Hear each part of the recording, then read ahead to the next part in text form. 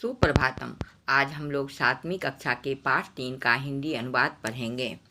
तृतीय पाठ स्वावलंबनम। स्व अपना, अवलंबनम सहारा लेना, अपना सहारा लेना अर्थात अपने आप पर निर्भर रहना। इस पाठ में संख्यावाची शब्दों का प्रयोग किया गया है। संख्यावाची शब्द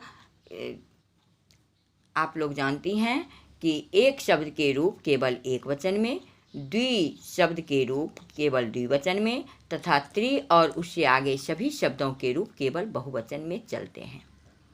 1 से 4 तक संख्यावाची शब्दों के रूप तीनों लिंगों में अलग अलग होते हैं, जैसे एकः बालकः, एका बालिका, एकम फलम, द्वौ बालकौ, द्वे बालिके, द्वे फले, त्र्यः बालकाः, तिस्रः बालिका, त्रीणि फलानि, चत्वारः बालकाः, चतस्रः बालिकाः, चत्वारि फलानि।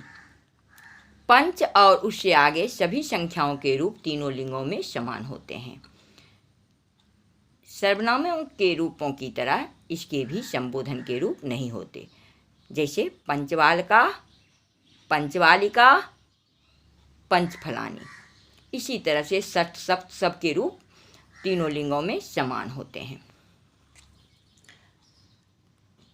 तत्, एतत् और किम सर्वनाम शब्दों के रूप तीनों लिंगों में लिखकर याद कर लीजिएगा।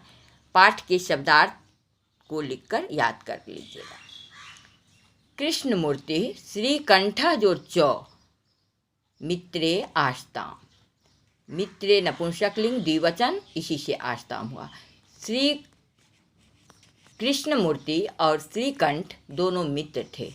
श्रीकंठस्य पिता समृद्धा आसीत्। श्रीकंठ के पिता धनी थे, अतः तस्य भवने सर्वविधानि सुख साधनानि आसन्। इसलिए उसके भवन में सब प्रकार के सुख साधन थे। तस्मिन् विशाले भवने 44 स्तंभाः आसन्। उस विशाल भवन में 40 खंभे थे।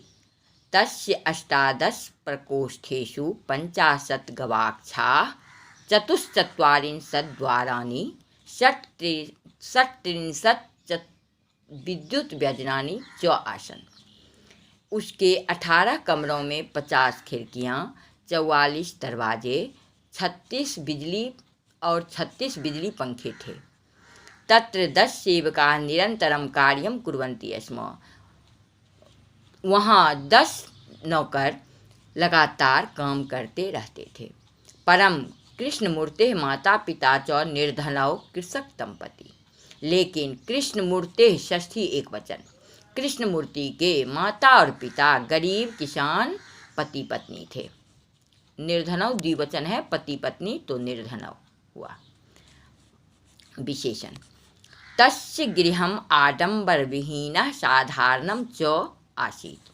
उसका घर बाहरी दिखावे से रहित और साधारण था।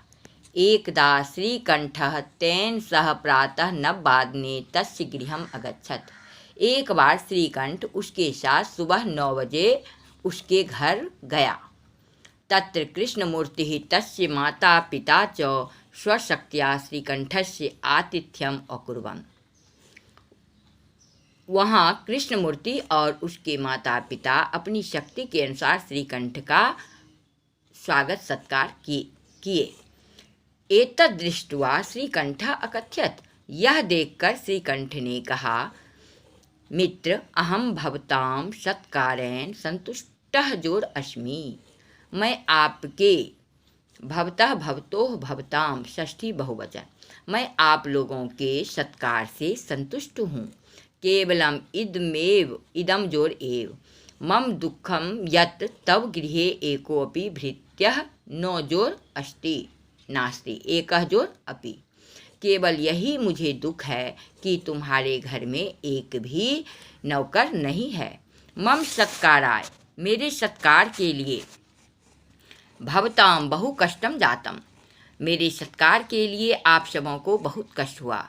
मम गृहे तो बहुवः कर्मकराः सन्ति, मेरे घर में तो बहुत काम करने वाले हैं।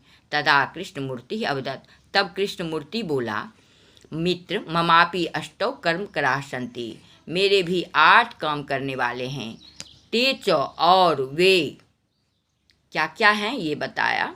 और वे द्वौ पादौ दो पैर, द्वौ हस्तौ दो हाथ, द्वे नेत्रे दो आँखें, द्वे श्रोते दो कान हैं।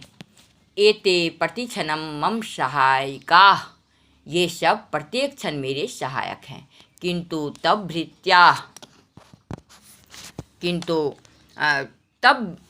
भृत्या किंतु तुम्हारे सेवक सदैव सर्वत्र च उपस्थिता भवितुम न शक्नुवन्ति।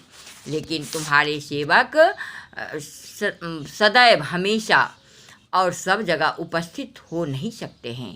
त्वं तु स्वकार्याय भृत्याधीनः, स्वकार्याय चतुर्थी एक वचन, तुम तो अपने कार्य के लिए सेवक के अधीन हो।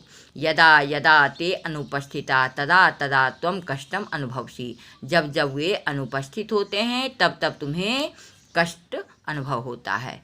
स्वावलंबने तू सर्वदा सुखमेव, अपने पर आश्रित रहने पर हमेशा सुखी है, अपने पर निर्भर रहने में हमेशा सुखी है। न कदापि कष्टम भवति, कदा जोर अपि, कभी कष्ट नहीं होता है। श्रीकंठ अवदत्, श्रीकंठ बोला। मित्र तव वचनानि श्रुत्वा मम मनसि महती प्रसन्नता जाता, तुम्हारे वचन को सुनकर मेरे मन में बहुत प्रसन्नता हुई। अधुना अहम अपि स्वकार्याणि स्वयमेव एव कर्तुम इच्छामि, अब मैं भी अपने कार्य स्वयं ही करना चाहता हूँ। भवतु ठीक है। 12:30 जोर इदम, 12:30 12 बजे, अब 12 बजे का समय हो गया। सांप्रतम गृहम चलामि, अब मैं घर चलता हूँ। गृह कार्य कर लीजिएगा। धन्यवाद।